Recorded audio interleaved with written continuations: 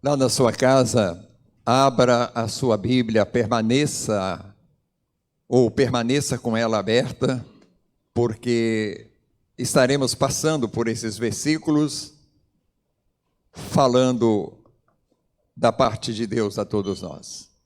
Tiago, capítulo 4, de 1 a 10. Alguém?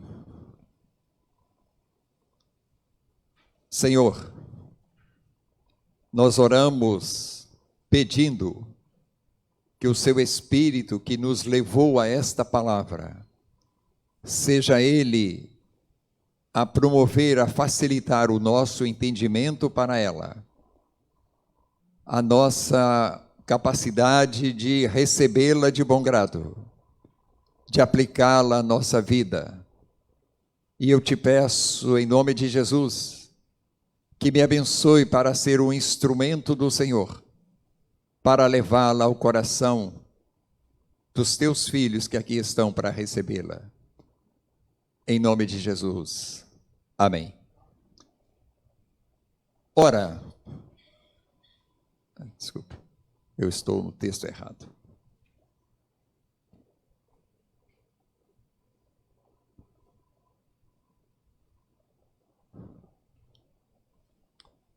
Tiago 4, de 1 a 10.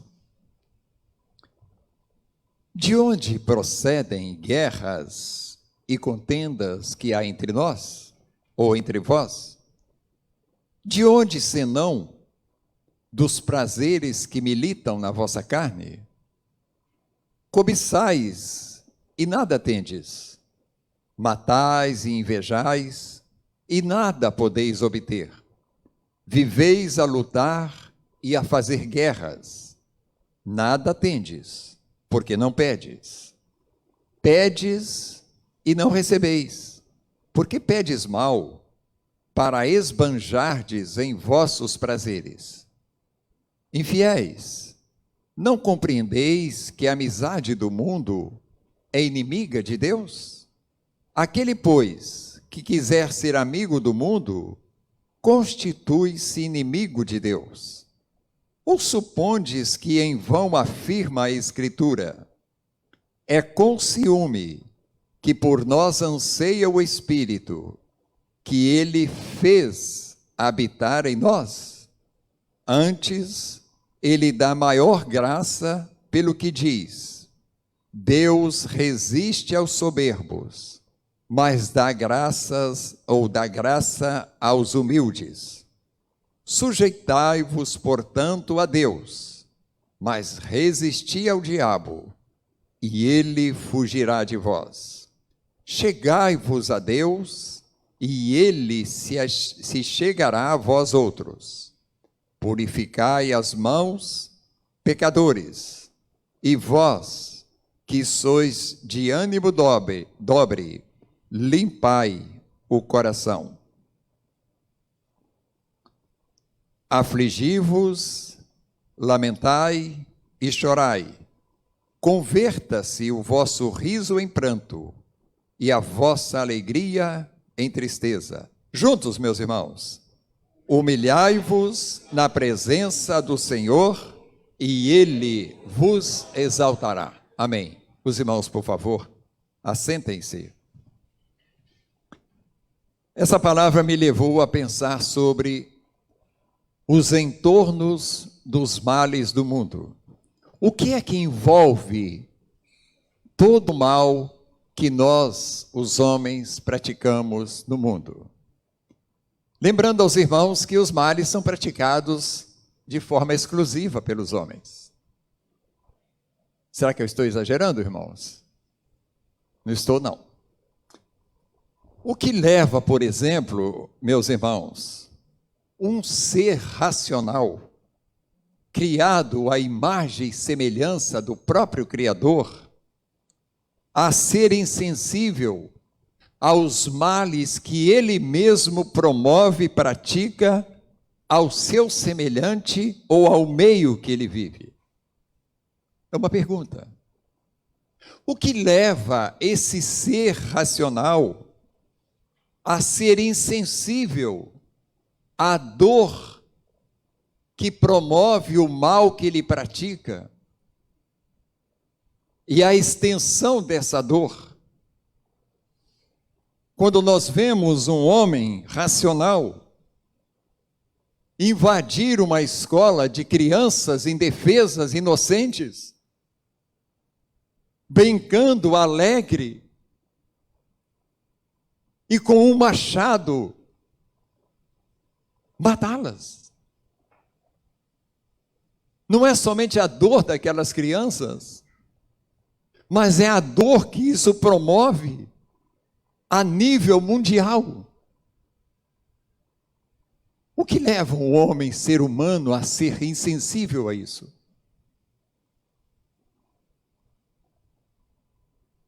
A resposta, irmãos, está na palavra de Deus. O que leva o homem a praticar o mal, a promover o mal, é exatamente o desejo que ele teve de conhecer o mal. Deus disse que o homem não deveria tocar na árvore do conhecimento do bem e do mal. E foi exatamente o que ele quis conhecer.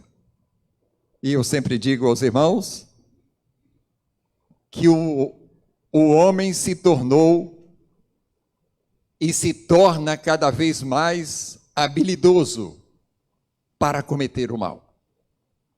Os irmãos já observaram como o homem está aperfeiçoando a sua habilidade de fazer o mal,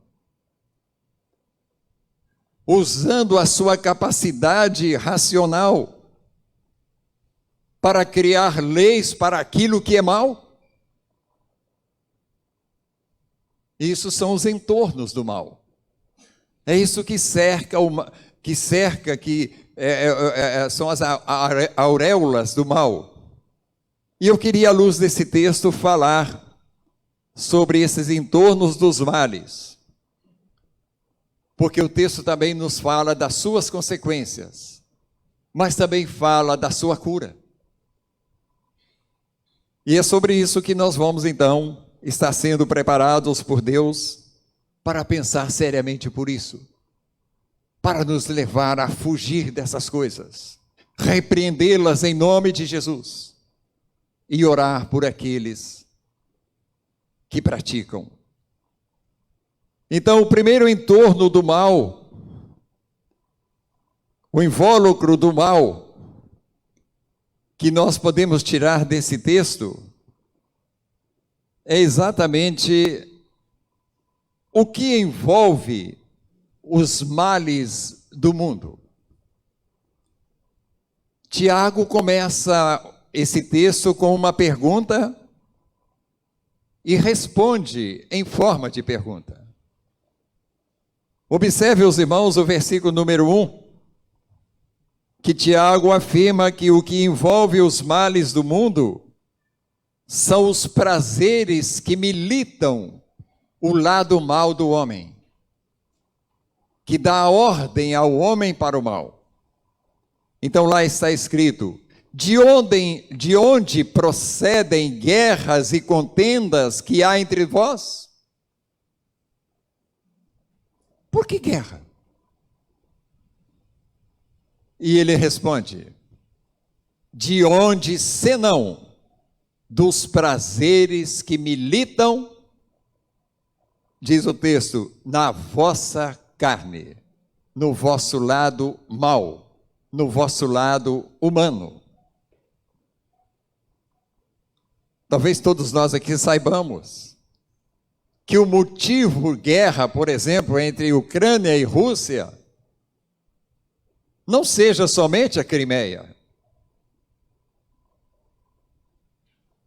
mas é exatamente os armazéns dos grandes fabricantes de armas, que estão superlotados e que têm um prazo de vencimento, e que, se não forem usados, se tornarão em prejuízos.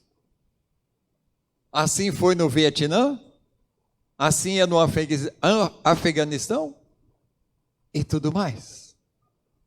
Os irmãos observaram que os países do Atlântico estão se envolvendo lá para pôr fogo naquela guerra. Por quê? É os males que militam na carne desses homens. Então isso é o entorno do mal. Isso não é genético, Deus não fez o homem para ser mau. Deus desejava que o homem conhecesse somente o bem, como ele é o bem. Mas o homem quis conhecer o mal e se tornou esse apto praticante do mal. Mas ainda Tiago fala sobre o que envolve os males do mundo. Verso 2. A nossa natureza vaidosa, orgulhosa, totalmente desprovida de humildade. Desculpe os irmãos, mas isso é o natural do homem que quis conhecer o mal. Ele não admite a humildade para si mesmo, mesmo que a fantasia às vezes, para dizer que a possui. Verso 2 diz: cobiçais e nada tendes, matais e invejais, e nada podeis obter. Viveis a lutar e a fazer guerra, nada tendes. Por que eles não têm nada, irmãos? Aí no seu texto responde, lê para mim. Porque não pedes. Eu pergunto aos irmãos, aquele que não pede não é por falta de humildade? Quando nós precisamos realmente de uma coisa? É. Então eles querem conquistar isso no braço, na força, no tiro, no matar o seu semelhante. E a Bíblia diz que vocês não vão conseguir nada. Vocês vão conseguir apenas o inferno na sua eternidade. Porque vocês, ao invés disso, deveriam pedir ao Deus que é bom, que faz o bem, que deseja o bem para todos vocês. Então isso é exatamente o que envolve os males do mundo. Mas a seguir Tiago fala sobre as consequências disso. Número 2, Pedro, por gentileza. As consequências disso são, versículo 4, né? Nós vamos começar com o versículo número 3, aliás, desculpe. Pedes e não recebeis, porque pedes mal, para esbanjardes em vossos prazeres. O homem que se alimenta do mal é um homem cheio de prazeres para a sua carne. Todos nós conhecemos a história daqueles dois irmãos que viviam felizes com seu pai, um homem abastado, um homem que dava tudo a seus filhos, que promovia ali progresso na sua propriedade para os próprios filhos, mas um deles resolveu tomar a decisão de pegar a sua herança de forma antecipada, e o que ele fez com ela, irmãos? Esbanjou, gastou de forma desordenada e ilícita. Qual foi o final dele? Chiqueiro de porco. Exatamente. Então as consequências de tudo isso, a primeira, irmãos, é a negação de Deus a nossos pedidos equivocados. Nós temos que aprender a pedir a Deus, não de forma, coisas equivocadas, mas pedir a Deus como pediu Jesus. Se possível, Pai, passa de mim esse cálice. Se possível. Por que se possível? Porque ele sabia que a vontade do Pai era a melhor e era para ser obedecida. E nós precisamos treinar isso na nossa vida como cristãos. Pedir de uma forma não equivocada as coisas de Deus. Lembrando aos irmãos que somos provocados a pedir a Deus coisas que não serão boas para nós. existe hoje, né, muitas, até mesmo motivações, entre aspas, tirada da Bíblia, dizendo que pede, você não foi criado para ser pobre, para ser isso, para ser aquilo, não aceite enfermidade. Isso é equivocado, irmãos. Isso é uma forma equivocada de pedir as coisas para Deus. Nós estamos talvez pedindo uma serpente pensando que estamos pedindo um peixe. E certamente vai ser mal para nós. Mas uma segunda consequência de tudo isso, versículo número 4. Infiéis, não compreendeis que a amizade do mundo é inimiga de Deus? Aquele, pois, que quiser ser amigo do mundo, constitui-se o quê, irmãos? Inimigos de Deus. E como o mundo atrai a humanidade para uma amizade, entre aspas. Como o mundo é atrativo aos nossos olhos para nos tornarmos amigos do mundo. E o texto diz que aquele que opta, que aquele que decide a aceitar o mundo como seu amigo, se torna inimigo de Deus. Então essa é uma consequência dos males, do pecado na nossa vida. E ela está em nosso entorno a todo momento. O homem conquista a inimizade com Deus por causa do seu mau desejo de ser amigo do mundo. Terceira consequência desse pecado, versículo número 5. Ou supondes que em vão afirma a Escritura, é com ciúme que por nós anseia o Espírito. Vamos ler junto o final? Que ele fez habitar em nós? Quem é que fez o Espírito de Deus habitar em você e em mim no momento que nós nos convertemos a Jesus, irmãos? Foi o nosso Deus. E esse Espírito de Deus que ele fez habitar em nós, que ele limpou-nos pelo sangue de Cristo Jesus para se tornar morada em nós. Quando me vê fazendo as estripulias, quem conhece essa palavra estripulia aqui? Ah, algumas aí, isso aí. Tá certa a pronúncia, gente? Tá, não tá? Eu lembro que meu pai falava de vez em quando, esses rapazinhos estão fazendo estripulia em casa, né? Era bagunça, tá certo? Então, irmãos, voltando aqui, o Espírito Santo de Deus, quando nos vê praticando coisas contrárias à grandeza, à bondade, à santidade de Deus, ele fica com ciúme dos meus olhos, que deixam olhar para os céus, para olhar para as mulheres nuas, ou seminuas, dos filmes, dos Netflix, dos Globoplay, da vida. Esses olhos deveriam olhar para o Pai que me fez habitar nele. Esse corpo que é a habitação minha, está deixando a sua esposa para arrumar uma namorada lá fora de casa. Essa boca que deveria louvar a Deus, está pronunciando fofocas, falando mal dos outros. E por isso ele fica, como diz o texto, enciumado.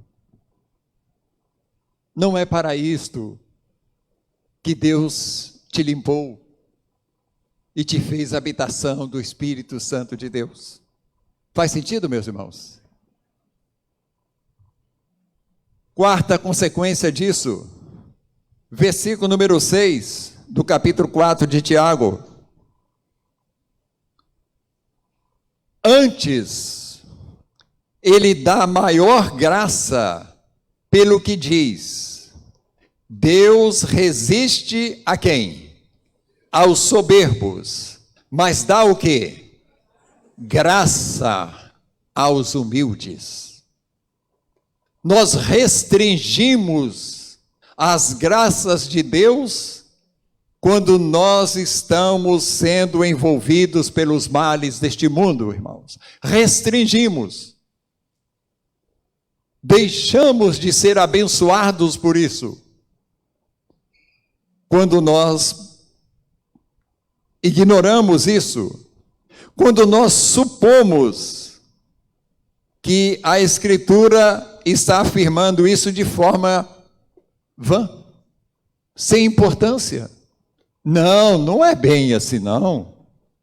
Isso está exagerado. Eu estou dizendo que Deus está exagerando, dizendo que eu não devo fazer isso.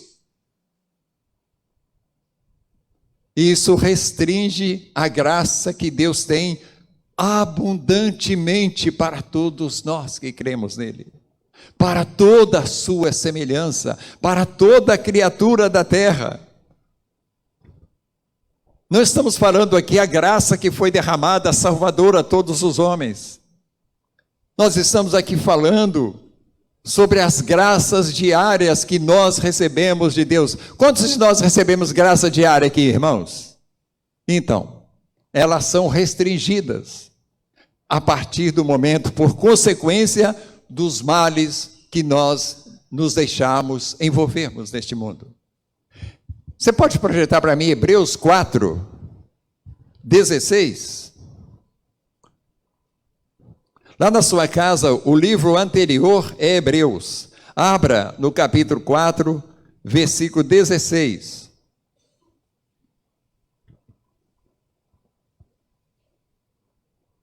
Diz-nos assim: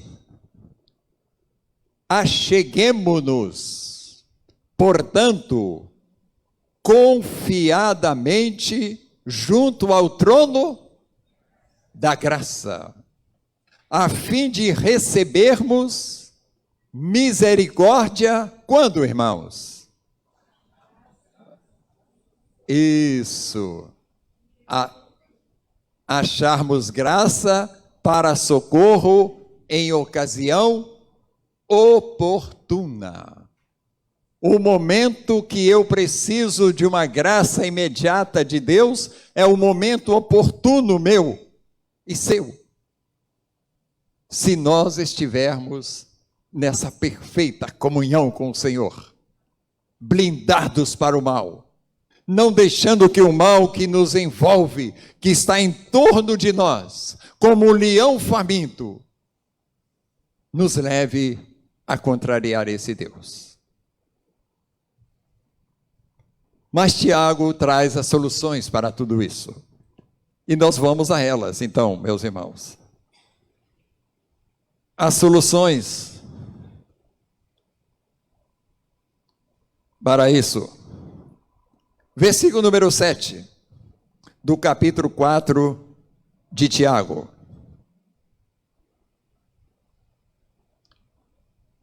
Sujeitai-vos, portanto, conclusivo, já que vocês sabem que o mal os rodeiam, os assediam, sujeitai-vos, portanto, a Deus, mas resisti ao diabo, e o que acontece, irmãos? Ele fugirá de vós. Desculpe aqui a expressão, ele vai baixar em outro centro. Porque nós resistimos. Aqui não. Aqui você não vai fazer carnaval, aqui você não vai fazer festa contra o meu Deus. Nós estamos, como Tiago aqui diz, nos chegando a Deus. Nós estamos nos sujeitando a Deus. O que é sujeitar? É ser escravo, é ser servo, é ser filho obediente a Deus. É sujeitarmos-nos aos seus mandamentos, às suas santas leis para nós. Eu sou sujeito àquilo que o Senhor tem para a minha vida. e não vou ser derrotado pelo mal que milita no meu corpo. Porque há uma guerra, uma militância entre carne e entre o espírito. Não é isso mesmo, irmãos? Pois é. Então, ao invés de nós nos sujeitarmos à carne, sujeitemo-nos a Deus. Resistamos ao diabo. E a Bíblia afirma, os irmãos observaram que a frase é afirmativa, ele fugirá de vós. Está no futuro, né? Por que no futuro? Porque depende da minha resistência ao diabo.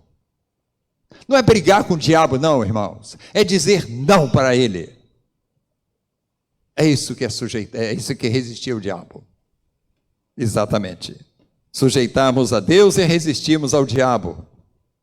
E assumirmos, vamos assim dizer, atitudes que agradam, que encham o coração de Deus de alegria por ver o seu filho sujeitar-se a ele. E Tiago conclui, verso 8, aí exatamente sobre as atitudes que nós todos, como filhos, como igreja de Jesus, devemos assumir nas nossas vidas. Versículo número 8.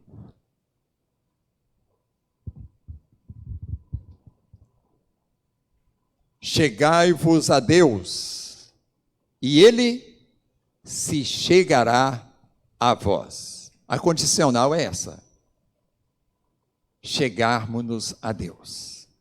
Como é que nós chegamos a Deus, meus irmãos? O que nós estamos fazendo aqui agora é uma forma de chegar a Deus.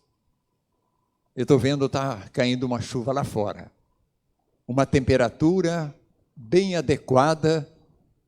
Um dia que nós não temos, talvez, uma escala de trabalho que nos convida a estarmos, talvez, lá debaixo dos nossos edredons. Mas nós preferimos, nós decidimos, nós optamos em nos chegarmos a Deus.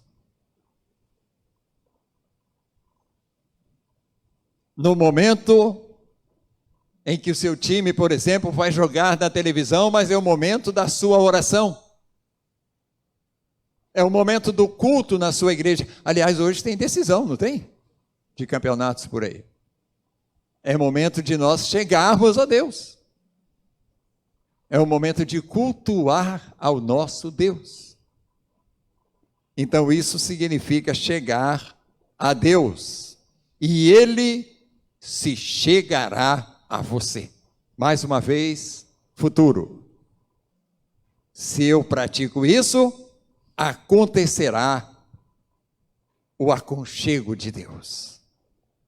E o verso 8 conclui, se chegará a vós outros, purificai as mãos, pecadores, e vós, que sois de ânimo dobre, faça o quê?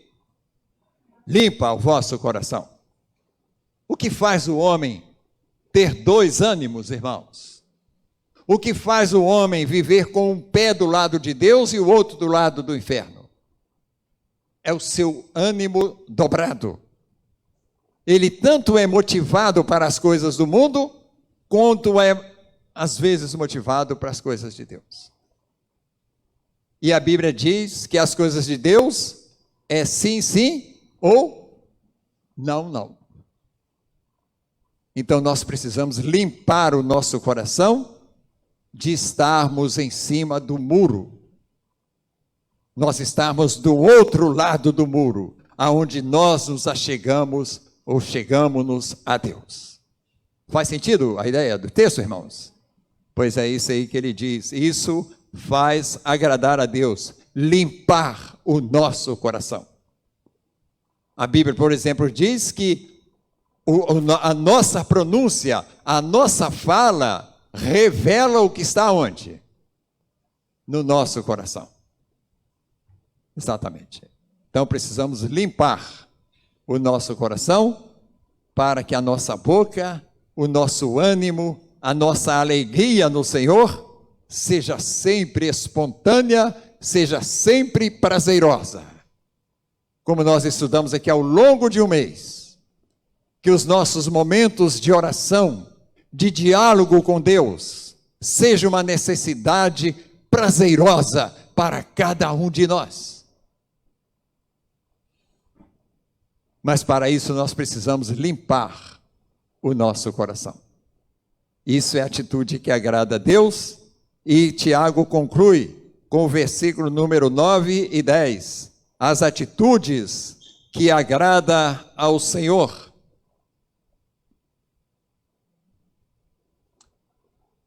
Afligi-vos, lamentai e chorai, converta-se o vosso riso em pranto, e a vossa alegria em tristeza.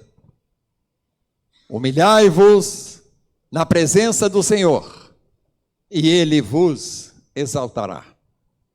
Será que Deus está dizendo para nós viver chorando, lamoiando por aí, meus irmãos? Não é isso não. Como é que Tiago começa a carta? Como é esse texto? Falando dos males, dos entornos dos males.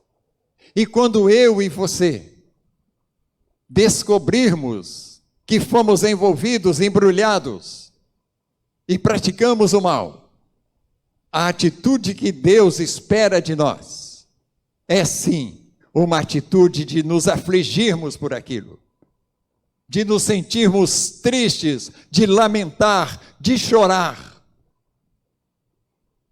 Pecado não é motivo de riso, irmãos. Pecado deve ser no coração do crente motivo de pranto. Quando nós vemos lá um programa humorístico indecente, que o cara trabalha para te fazer a rir, é o pecado que está nos envolvendo. Nós deveríamos chorar. É isso que está dizendo o texto para nós aqui. São atitudes que agradam o coração de Deus. Quando descobrimos que fomos envolvidos pelo pecado, pelo mal, nós devemos lamentar, chorar e converter o riso que o pecado nos fez, ou a falsa felicidade, em pranto, e a vossa falsa alegria do pecado em tristeza, como fez Davi, quando o profeta Samuel disse que esse covarde, adúltero, que matou a mulher do seu melhor general, talvez, para possuí-la, ele transformou todo aquele aparente prazer em pranto, alegria, e os seus ossos, diz a Bíblia, que doía, até que ele confessou os seus pecados e Deus o perdoou. Essa é a atitude única que nós temos, irmãos. Confessar nossos pecados a quem pode perdoá-lo. Isso depende de quê? O verso 10 responde: humilhai-vos aonde, meus irmãos? Na presença ou diante do Senhor, e Ele vos exaltará. Fui avaliar essa palavra, não é no sentido de vaidade, de orgulho, de exaltar. É no sentido de pegar você deitado, prostrado, humilhado aos seus pés, e com a sua destra fiel nos erguer. É como Ele exaltou o seu Filho, Jesus, que se enlameou com os nossos pecados, e foi jogado numa sepultura, num túmulo, e lá o Senhor o exaltou novamente com a vida, agora sim, com o seu corpo imaculado, sem as máculas dos nossos pecados, um corpo glorificado para habitar, para estar hoje assentado, aonde? À destra do Deus Todo-Poderoso. Então é isso que Tiago diz para nós, é isso que está em torno dos nossos pecados, meus irmãos. Ele se refere às nossas posturas diante do reconhecimento da nossa pecaminosidade. Concluindo, Pedro, nós vimos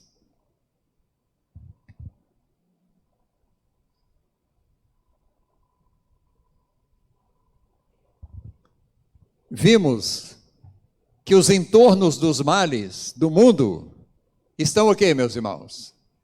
Ligados ao pecado. Ao pecado. Mas vimos mais, Pedro. A Escritura em destaque é dirigida à igreja. Se você está com a sua Bíblia aberta, volte ao capítulo 1 de Tiago. Se o Pedro puder, põe aí versículo 1 e 2, Pedro. Tiago, capítulo 1, versículo 1 e 2. Diz assim: Tiago, servo de Deus e do Senhor Jesus Cristo, às 12 tribos que se encontram na dispersão, saudações.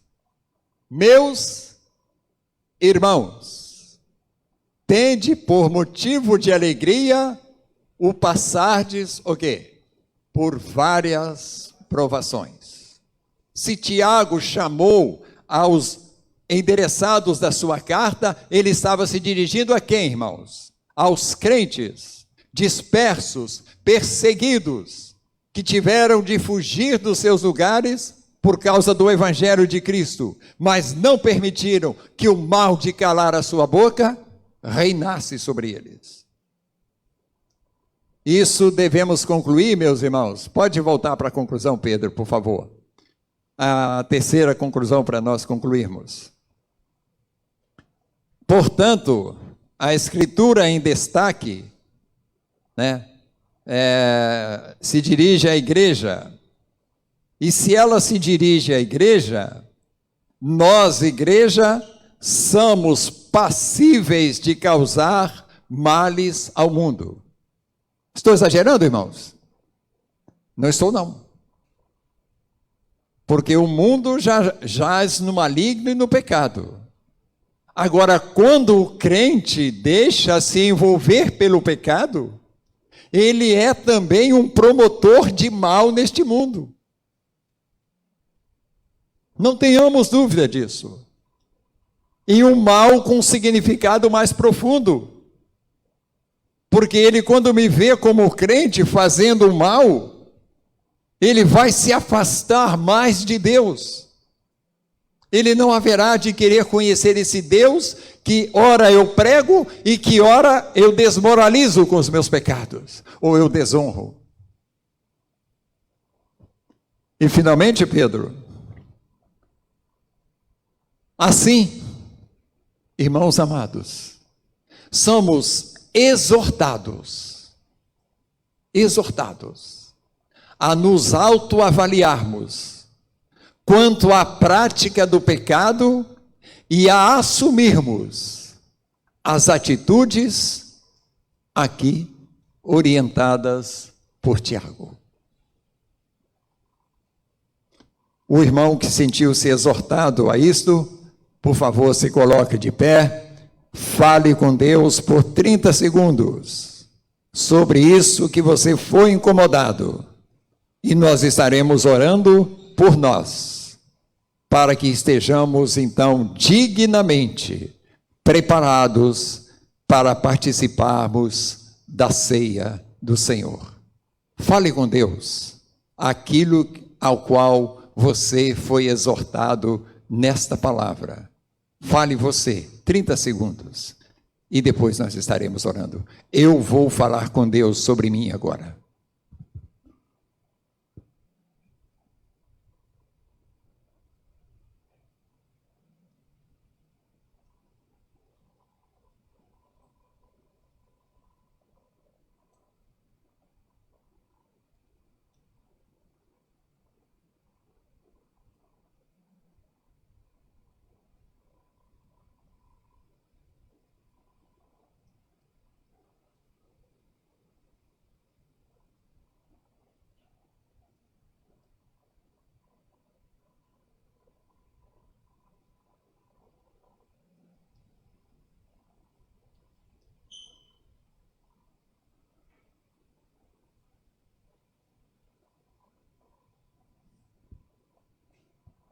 Deus, escuta a oração do teu povo, Senhor, e nos abençoe para que estejamos humilhados diante da tua face neste momento. Nos abençoa para que reconheçamos nossos pecados e os confessemos ao Senhor de todos os nossos corações e assumamos um compromisso diante da tua face santa, de não continuarmos nesses pecados, que eles não se tornem pecados recorrentes em nossas vidas. É o que te pedimos orando em nome de Jesus. Amém, Senhor. Os irmãos podem se assentar e todos batizados, primeiramente em Cristo Jesus, batizados cumprindo a ordenança de Jesus, que estejam em verdadeira comunhão com Deus, que não estejam envolvidos pelo pecado, sem arrependimento, são convidados à ceia do Senhor.